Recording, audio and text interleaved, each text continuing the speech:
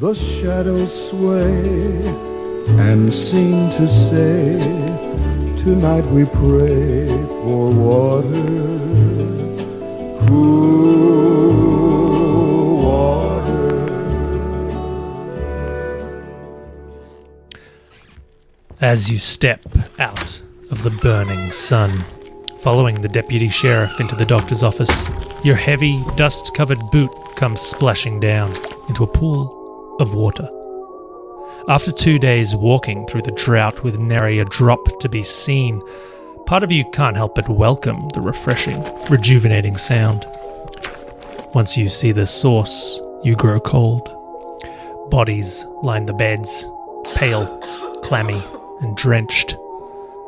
This is your case, what they're calling the drowning sickness. It's worse than you thought. It comes without warning, without rhyme or reason or remedy. A gagging, retching sound fills the room, echoing off the sandstone walls. It is the sound of a dozen or more people drowning on dry land. Water dribbles from cold, blue lips and into overflowing buckets, adding endlessly to the puddle underfoot. Despite the day's heat, the room is ice cold and you leave your heavy duster on, shivering as you look about at the bodies. They exist in a state of mindless undeath, so the doctor says. Drowning, but never dying. Dripping, but never drying. You and your companions share a look, hats in hands. This is no common cold. How would a person drown here anyway? Even the horse troughs are empty. You look down at your boots. The water ripples around them, ominous and dark as an underground lake. You must find the source of this dark, deadly water, and fast, because more citizens fall sick every day.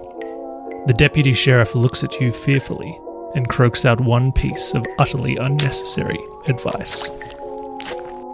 Don't drink the water.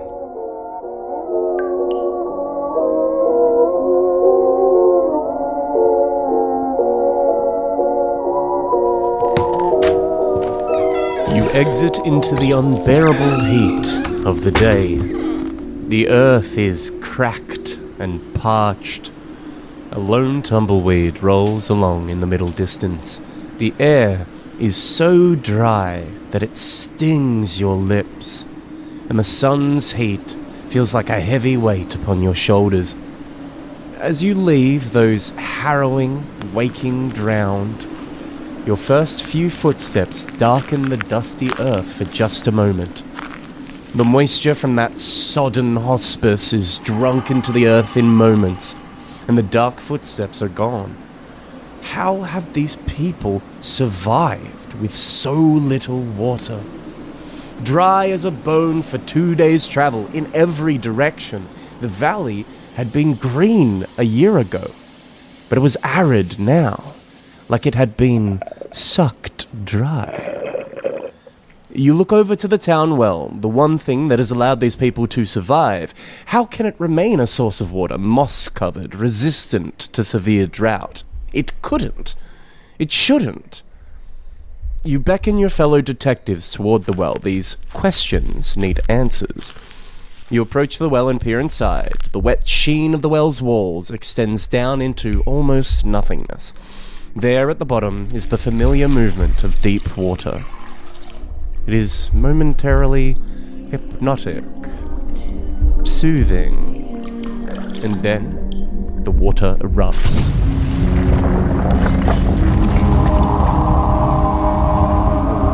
From the depths rise a monstrously thick assortment of tentacles. They lash and whip out of the well angrily, a dazzlingly otherworldly flagellation of supernatural colour, onyx, amethyst, and sun-bleached hay. These horrific tendrils are fierce, and have you and your fellow detectives in their grasp in mere moments. The suckers painfully clinging to your skin, entangling you, defying any attempt at escape.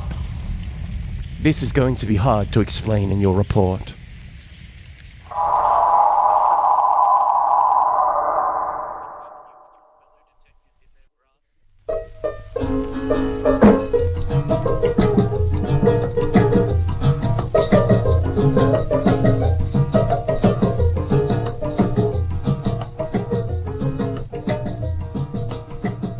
Before you can do anything, the gigantic tentacles pull you over the well's edge. And you're falling into an inky black darkness. Hold him, Joe, hold him, Joe, hold him, Joe, don't you let him go. Hold him, Joe, hold him, Joe.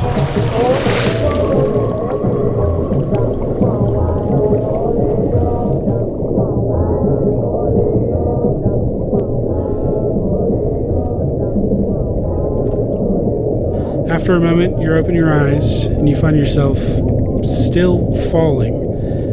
Just as you're about to become used to this strange situation you found yourself in, you hit the bottom. Except it doesn't feel anything like the bottom of the well as you'd imagined it seconds before.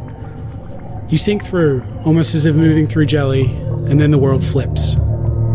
You're turned around, facing up, looking towards a bright circle of light. You spot your fellow detectives just above you, and together you push towards the surface, but the light doesn't come any closer. You realize, suddenly, that you're not in a well anymore. You're in open water. A school of neon-colored phosphorescent fish shoot past, leaving trails that illuminate the space around you. You see rocky caves in the wall to your left, a grove filled with clumps of multicolored seaweed, and what appears to be a gigantic, shimmering clam directly below you. Naturally, you panic, and water rushes into your lungs, but it moves as smoothly through you as if it were air. You can breathe. You glance towards your colleagues, and you see that they've realized they can breathe too. They grin back at you, and they laugh, and you realize that you can hear their voices. You look around yourself and wonder, tracking the school of fish as it moves through this bizarre, breathtaking environment. Then, the fish scatter, and you see a familiar tentacle reach out towards you from their midst, and your heart sinks.